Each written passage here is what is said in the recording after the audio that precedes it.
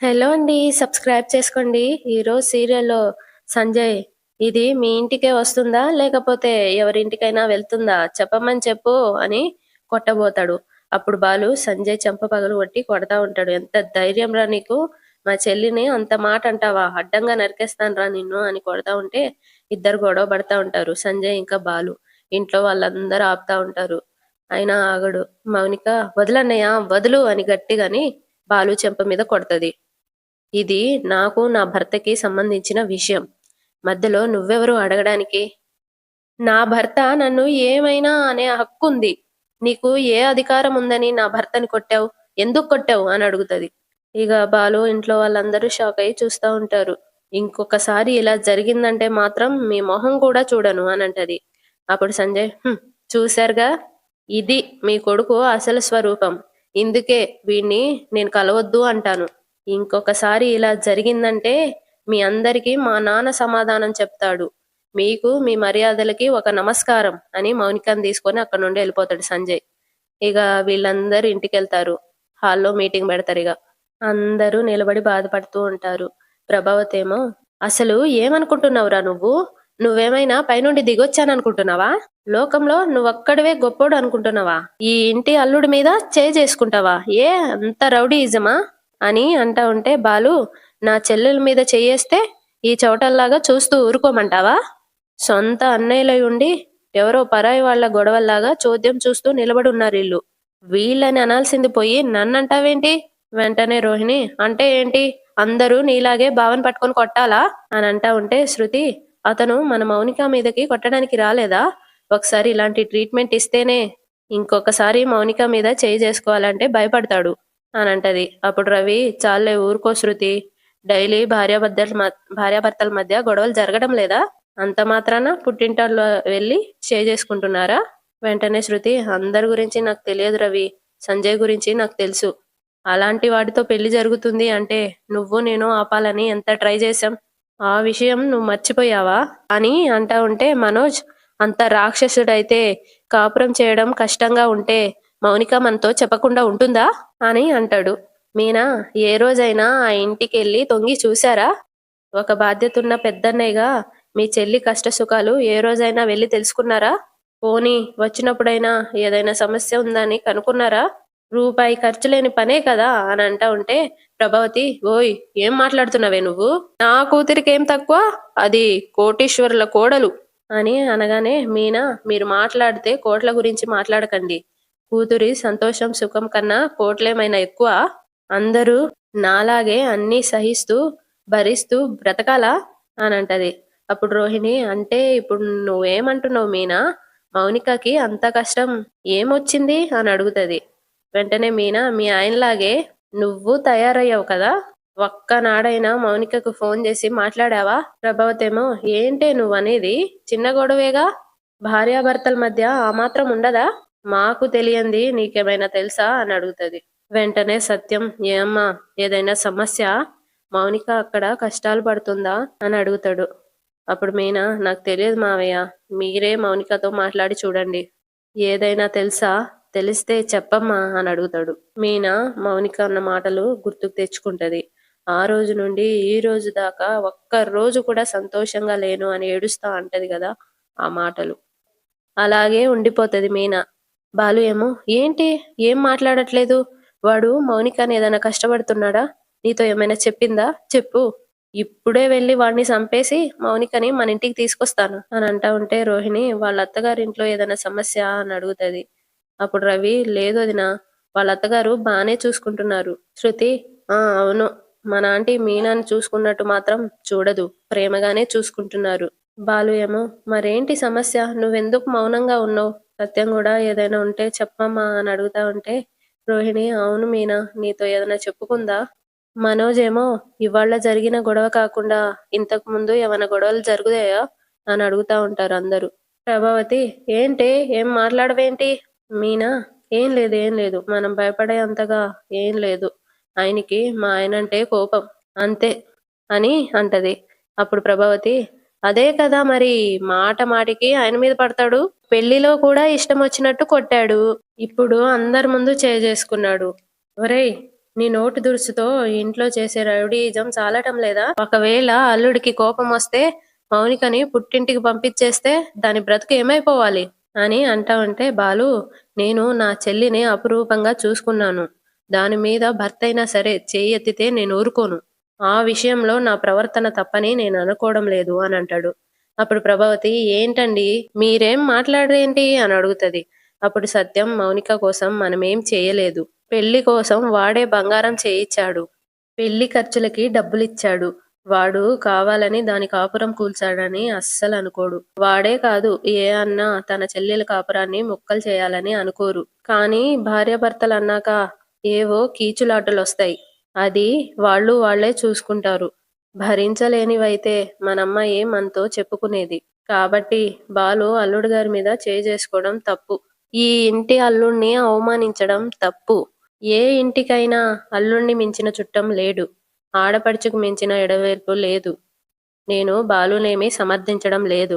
ఒరేయ్, నువ్వు ఇంకోసారి అల్లుడి మీద చెయ్యి చేసుకోకూడదు. ఈ గొడవని అందరూ ఇక మర్చిపోండి. అందరు వెళ్ళి పడుకోండి అని వెళ్ళిపోతారు. ఒకళ్ళెలకల్లా ఒకళ్ళందరూ వెళ్ళిపోతారు. మీనా హాల్లో బాధపడుతూ ఉండిపోతది. నేనేమైనా తప్పు చేస్తున్నానా? నిజం అందరికీ చెప్పకుండా ఈయన వెళ్ళి మౌనిక భర్తని చంపేస్తే అందరి జీవితాలు తలకిందులైతాయి. మావయ్య బ్రతకగలరా? ఇది స్వార్థమా? దూరం ఆలోచించి చేతులు కట్టేసుకోవడమా? ఏమీ అర్థం కావడం లేదు అని బాధపడుతూ అనుకుంటది. ఇటు సంజు తీసుకొచ్చి మౌనికని సోఫాలో పడేస్తాడు. సంజు, ఏమైందిరా అని వాళ్ళమ్మ వస్తది. అమ్మా, నువ్వు మాట్లాడకు. ఏయ్, ఏంటే నేను మరీ అంత పిచ్చోళ్ళ కనిపిస్తున్నానా? ప్రతిసారి గుడికి గుడికి అని చెప్పి మీ వాళ్ళని కలవడానికి వెళ్తున్నావా? మళ్ళీ నీకు సాక్ష్యంగా మా మమ్మీ నిన్ను అని కొట్టడానికి వెళ్తాడు. అప్పుడు వాళ్ళ నాన్న, ఒరే సంజు అనగానే ఆగిపోతాడు. మౌనిక వాళ్ళ మామగారిని చూసి లేచి నిలబడుతుంది. దగ్గరకు వచ్చి ఆయన, ఏమైందిరా అని అడుగుతాడు సంజయ్ని. ఇది వెళ్ళింది దేవుడి దర్శనానికో దీపం వదలడానికో కాదు డాడీ, వాళ్ళ ఇంట్లో వాళ్ళని కలవడానికి. ఇన్ని రోజులు నేను కూడా ఇది గుడికెళ్తుందనే భ్రమలోనే ఉన్నాను. ఈ రోజు నువ్వు వచ్చి నా కళ్ళు తెరిపించావు అని అంటా ఉంటే మౌనిక ఏడుస్తూ, నేను వెళ్ళింది గుడికే, కానీ అక్కడికి వాళ్ళు కూడా వచ్చారు అని అంటా ఉంటే సంజయ్, నోర్మోయ్, నాలుక చీరేస్తాను. వాళ్ళ మామగారేమో, ఏంటమ్మా ఎందుకు ఇలా చేస్తున్నావు? నువ్వు చాలా మంచమ్మాయివే అనుకున్నాను. చెప్పిన మాట వింటావు అనుకున్నాను. కానీ నువ్వు మమ్మల్ని అవమానించిన వాళ్లతో అంత ప్రేమగా ఉండడం న్యాయమా అని అంటా ఉంటే సంజయ్, దీంతో మాటలేంటి డాడీ, నా స్టైల్లో చెప్తే దారిలోకి వస్తుంది అదే. రేయ్, నువ్వు ఉండరా, నేను మాట్లాడుతున్నా కదా. చూడమ్మా, పుట్టింటికెళ్ళడం తప్పేమీ కాదు, కానీ మెట్టినింటి వాళ్ళని మోసం చేసి వాళ్ళ ఇంటికి వెళ్ళడం తప్పు. మమ్మల్ని మోసం చేసిన వాళ్ళు మీ పుట్టింటోళ్ళైనా మీ స్నేహితులైనా చివరికి మీ నాన్న అన్నయ్య అయినా నువ్వు వాళ్ళని దూరం పెట్టాలి. ఒక్కసారి పెళ్లి చేసుకొని మెట్టినింట్లో అడుగు పెట్టాక కోడలే ఆ ఇంటికి దీపం అవ్వాలి. కోడలే ఆ ఇంట్లో మంచి చెడులు చూసుకోవాలి. నువ్వు తింటుంది ఈ ఇంటి ఉప్పు. ఉప్పు తిన్నందుకైనా విశ్వాసంగా ఉండాలి కదమ్మా అని అంటా ఉంటే సంజయ్ వాళ్ళ అమ్మగారు, ఏమండి, అది పసి పిల్ల, ఎందుకండి తననంత భయపడతారు మీరిద్దరు కలిసి అని అంటది. అప్పుడు సంజయ్ నవ్వి, ఇది పసిపిల్ల, మేము దీన్ని భయపడుతున్నామా? ఇదే నాతో ఆడుకుంది. ఈ గాలిపటమైతే దానికి దారం కట్టి దాన్ని ఊరి మీద వదిలింది నువ్వు. నువ్వు మాట్లాడుకో అని అంటాడు. సంజయ్ వాళ్ళ నానేమో, నేను ఈ ఇంట్లో ఉన్నన్ని రోజులు బానే ఉన్నావు కదమ్మా, తర్వాత ఏమైంది? రెక్కలొచ్చాయా? లేకపోతే మీ వాళ్ళని వదిలి ఉండలేకపోతున్నావా? ఏంటమ్మా, ఏంటి నీ సమస్య చెప్పు. ఒరేయ్ సంజు, తనకి ఏం కావాలో చూడరా అని అనగానే సంజయ్, దీనికి ఏం కావాలో నాకు అర్థమైంది అని లోపలికెళ్ళి బ్యాగ్ తీసుకొచ్చి కింద పడేసి, ఈ ఇంట్లో ఉండి 24 గంటలు ఆ ఇంట్లో వాళ్ళ గురించి ఆలోచించడం కంటే నువ్వు అక్కడికే వెళ్ళి వాళ్లతోనే సంతోషంగా ఉండు అని అంటా ఉంటే మౌనిక, ఏమండి ఏం మాట్లాడుతున్నారు అని ఏడుస్తా అంటది. నాటకాలు ఆపవే, నువ్వు ఇక్కడే ఉన్నా నీ ఆలోచనలన్నీ అక్కడే ఉంటాయి. ప్రతిసారి అబద్ధాలు చెప్పి వాళ్ళని కలవడం ఎందుకు? అక్కడే ఉంటే వాళ్ళంతా నీ కళ్ళ ముందే ఉంటారు కదా. పద పద అని చేపట్టుకొని వెళ్తా ఉంటే, ఏమండి వదలండి, ప్లీజ్ వదలండి. నేను వెళ్ళనండి అనంట ఏడుస్తా ఉంటే, సంజయ్ నేను నిన్నెందుకు పెళ్లి చేసుకున్నాను? అసలు ఇన్ని రోజులు నేను నిన్నెలా టార్చర్ చేశానో అన్నీ చెప్పి, ఇక నువ్వు నాకు అవసరం లేదని చెప్పి అక్కడ వదిలేసొస్తాను పద అని అంటా ఉంటే మౌనిక గట్టిగా చెయ్యి వదిలించుకొని వదిలేయండి నేనెక్కడికి రాను అని ఏడుస్తూ నన్ను ఈ ఇంట్లో నుండి పంపించకండి అని అంటది. సంజయ్ వాళ్ళ నాన్న "ఆ! లేదమ్మా వెళ్ళు. నువ్వు మీ ఇంటికి వెళ్ళాల్సిందే. సంజు ఎంత మంచివాడు కాకపోతే నువ్వు కోరుకున్న జీవితం నీకిస్తాడు చెప్పు. వెళ్ళి మీ ఇంట్లో వాళ్ళతో సంతోషంగా ఉండమ్మా. వెళ్ళమ్మా వెళ్ళు." సంజయ్ ఏమో పద అని చేపట్టుకొని లాగుతా ఉంటే నేను వెళ్ళను ప్లీజ్ మీకు దండం పెడతాను అని దండం పెడుతూ నేనెళ్ళడం తప్పే.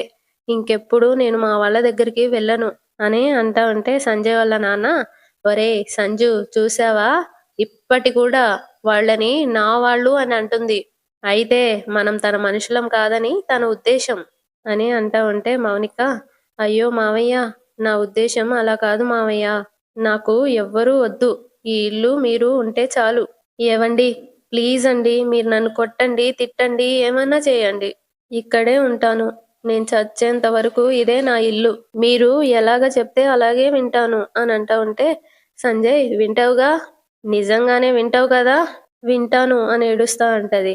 అయితే ఇక నుంచి నువ్వు మీ వాళ్ళతో ఫోన్‌లో కూడా మాట్లాడకూడదు. వాళ్ళు నేరుగా ఇక్కడికొచ్చినా సరే వాళ్ళని నువ్వు కన్నెత్తి కూడా చూడకూడదు. మీ బాలు అన్న బ్రతిమిలాడినా నువ్వు కరిగిపోకూడదు. ఇవన్నీ కాదని నువ్వు వెళ్ళిపోవాలి అనుకుంటే ఆ తాళిబొట్టు ఇక్కడ పెట్టి వెళ్ళు. ఇప్పుడు తేల్చుకో ఉంటావో పుట్టింటికి పోతావో అని అనగానే మౌనిక బ్యాగ్ తీసుకొని లోపలికెళ్ళిపోతది. వెనకాలే వాళ్ళ అత్తగారు వెళ్తది. సంజయ్ ఏమో నవ్వుతా ఉంటాడు. వాళ్ళ నాన్న రేయ్ ఏంట్రా ఏంట్రా నువ్వు చేసిన పని? తనని నువ్వు ఆ ఇంట్లో వదిలేయడానికి ఇంత మంచి అవకాశం దొరికితే తను కాళ్ళ మీద పడవగానే కరిగిపోయావు. ఛ! లేదు డాడీ. ఇన్ని రోజులు నేను ఆ ఇంటికి పంపిస్తే ఆ బాలుగాడొచ్చి నా కాళ్ళ మీద పడిపోతాడు అనుకున్నాను. కానీ చెయ్యాల్సింది అది కాదు. ఫార్ములా మార్చాను. కళ్ళ ముందే చెల్లున్నా కలుసుకోకుండా చేస్తే వాడు విలవిలలాడిపోయి నా కాళ్ళ మీద పడతాడు అని అనేసి అక్కడి నుండి వెళ్ళిపోతాడు. ఇటు సత్యం వాళ్ళ రూమ్‌లో అటు ఇటు తిరుగుతూ సంజయ్ అన్న మాటలు గుర్తు తెచ్చుకుంటూ ఉంటాడు. మీనా అంటదిగా మీరే మౌనికతో మాట్లాడి అడిగి చూడండి అని. అది కూడా గుర్తుకు తెచ్చుకుంటాడు. ఆలోచిస్తూ తిరుగుతా ఉంటాడు. అక్కడికి ప్రభావతి వచ్చి ఏంటండి ఏం ఆలోచిస్తున్నారు అని అడుగుతది. అప్పుడు సత్యం గుడిలో నుంచి అల్లుడు గారు కోపంగా వెళ్ళిపోయారు. వెనకే మౌనిక కూడా వెళ్ళిపోయింది. అక్కడ ఇప్పుడు తను ఎలా ఉందో అని ఆలోచిస్తున్నాను అని అంటా ఉంటే ప్రభావతి నాకు అదే భయంగా ఉందండి. ఇంటికి తీసుకెళ్ళాక అక్కడ అమ్మాయిని ఏమైనా తిట్టాడేమో ఆ ఒకసారి ఫోన్ చేయండి అని అంటది. మాట్లాడదాం అని అంటా ఉంటే సత్యం ఇప్పుడున్న పరిస్థితుల్లో ఫోన్ చేయడం కరెక్ట్ కాదేమో అని అంటాడు. ఫోన్ చెయ్యకపోతే తనెలా ఉందో మనకు తెలియదు కదండీ! హ్మ్. చేయండి అనంటే, సరే అని ఫోన్ జేస్తాడు. మౌనిక రూమ్‌లో ఉండంగా ఫోనొస్తది. మౌనిక వెళ్లి తీయబోతంటే, సంజయ్ వచ్చి ఫోన్ తీసుకొని చూస్తాడు. నాన్న అనుంటది. ఏంటే నేను నిన్ను చంపేస్తానని భయపడ్డారా మీ ఇంట్లో వాళ్ళు? మనం ఇక్కడ రాంగాల్నే కాల్ జేశారు. నువ్వింకా ఆ ఇంట్లో వాళ్ళతో ఎవ్వరితో మాట్లాడడానికి వీల్లేదు. సత్యం రింగ్ అయితా ఉంటే చూస్తా ఉంటాడు. ఇలా ఇవ్వండి నేను మాట్లాడతాను అని ప్రభావతి తీసేసుకుంటది. సంజయ్ ఏమో ఫోన్ కట్ చేయబోతాడు. అప్పుడు వెంటనే మౌనిక ఫోన్ కట్ చేయకండి. మీరు కట్ చేస్తే నెక్స్ట్ మినిటే బాలు అన్నయ్య ఇక్కడుంటాడు. ఏంటే బెదిరిస్తున్నావా? ఆ బాలుగాడొస్తే ఏం చేస్తాడు? కొడతాడా చంపుతాడా చెప్పు. అన్నయ్య ఇక్కడికొస్తే ఏం చేస్తాడో నీకు తెలుసు నాకు తెలుసు. ఎందుకండి ఈ సమస్యని పెద్దది చేసుకోవడం? నేను ఒక్క నిమిషం మాట్లాడితే ఆ తర్వాత ఏ సమస్య ఉండదు అనంటది. ఫోన్ లిఫ్ట్ చేసి స్పీకర్‌లో పెడతాడు సంజయ్. వాళ్ళమ్మ, "అమ్మ మౌనిక" అనగానే, "ఆ! అమ్మా ఇంటికి వెళ్ళిపోయారా?" అని అడుగుతది. "ఆ! మేమొచ్చేసామమ్మా. అక్కడ నీకంతా ఓకేనా? అల్లుడు గారికి కోపం తగ్గిందా?" అని అడుగుతది. "ఇంటికి వెళ్ళాక నిన్నేమీ అనలేదు కదా?" అని అంటా ఉంటే, "ఛ! నన్నేమంటారమ్మా? ఆయన కోపమంతా అన్నయ్య మీదే. నన్ను చాలా బాగా చూసుకుంటారు" అనంటది. అప్పుడు ప్రభావతి నవ్వుతూ నాకు తెలుసమ్మా అల్లుడు గారు చాలా మంచివారు. నువ్వు అక్కడ ప్రశాంతంగా సుఖంగా ఉంటావనే ఆ ఇంటికిచ్చి పెళ్లి చేశాం. ఆ బాలుగాడు పేరుకే నీకు రక్తం పంచుకొని పుట్టాడు గాని ప్రతిసారి ఆ బాలు వల్ల నువ్వు ఏడుస్తూనే ఉన్నావు. నువ్వు వాడికి దూరంగా ఉంటేనే కష్టాలు కూడా నీకు దూరంగా ఉంటాయమ్మా అని అంటా ఉంటే సంజయ్ నవ్వుతా ఉంటాడు. సత్యమేమో ఫోన్ గుంజుకొని కూతురికి చెప్పే మాటలేనా ఇవి అని అంటాడు. అవునండి, కూతురు సంతోషంగా ఉండడం కోసం ఆ బాలుకి దూరంగా ఉండమని అంటున్నాను అనగానే సత్యం హే అమ్మ మౌనిక అనగానే ఆ నానా అనంటది. అల్లుడు గారు నిన్నేమన్నా అన్నారేమో అనే భయంతో ఫోన్ చేశామమ్మా, నువ్వు అక్కడ బాగానే ఉన్నావు కదా ఇప్పుడు, మాకు అదే చాలమ్మా, నువ్వు సంతోషంగా ఉండాలి అంతే అనంటాడు. అప్పుడు మౌనిక ఆయనకి అన్నయ్య విషయంలో కోపం తప్ప నన్ను చాలా బాగా ప్రేమగా చూసుకుంటాడు నాన్న, మీరు నా గురించి ఆలోచించకుండా చాలా ప్రశాంతంగా ఉండండి. సరే ఉంటానమ్మా అని అంటాడు. ఇక్కడ సంజయ్ ఫోన్ కట్ చేస్తాడు. చూసావా, మీ అమ్మ కూడా నేను చెప్పినట్టే చెప్తుంది. చూసావా, బాలు అంటే ఈ ప్రపంచంలో ఎవ్వరికీ ఇష్టం ఉండదు. వాడు ఒక వేస్ట్ ఫెలో. తన పంతం కోసం తల్లి తండ్రి అన్న చెల్లి ఎవరిని చూడడు. వాడి మాటే నెగ్గాలి అని అంటాడు.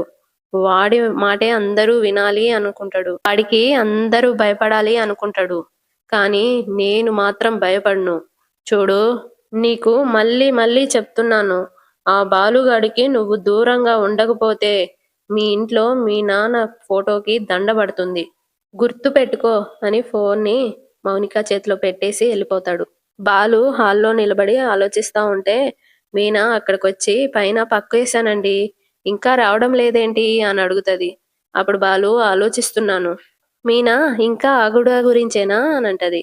బాలు నేనేం తప్పు చేశానో నాకు ఇంకా అర్థం కావట్లేదు, ఇప్పటికీ అర్థం కావటం లేదు అని అంటాడు. వెంటనే మీనా మీరు తప్పు చేశారని నేను మాత్రం అనుకోవడం లేదు. మీరు తప్పుల్ని ఎదురిస్తారు, తప్పు చేసిన వాళ్ళని క్షమించరు. ఇవాళ చేసింది అదే అని అంటా ఉంటే అందరికీ నేను చేసిందే తప్పని ఎందుకు అనిపించింది, నీకెందుకు అనిపించడం లేదు అని అడుగుతాడు.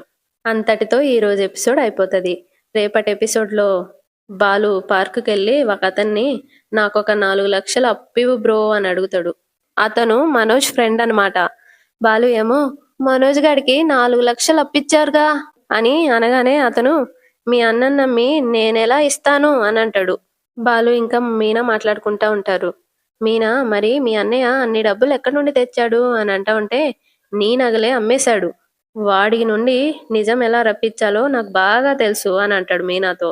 తర్వాత ఇంట్లో వాళ్ళందరూ ఉంటే అక్కడికి శరబా శరబా అనుకుంటూ బొట్లు పెట్టుకొని వెళ్తాడు. అని ఓ నిమ్మకాయ చేతిలో పెట్టుకొని నగలు కొట్టేసిన వాళ్లకు, దానికి సహాయం చేసిన వాళ్లకు ఒంట్లో అన్ని పడిపోతాయి అని చెప్పారు అని అనగానే మనోజ్ ఇంకా ప్రభావతి షాక్ అయిపోతారు. అంతటితో ఈ రోజు ఎపిసోడ్ అయిపోతుంది.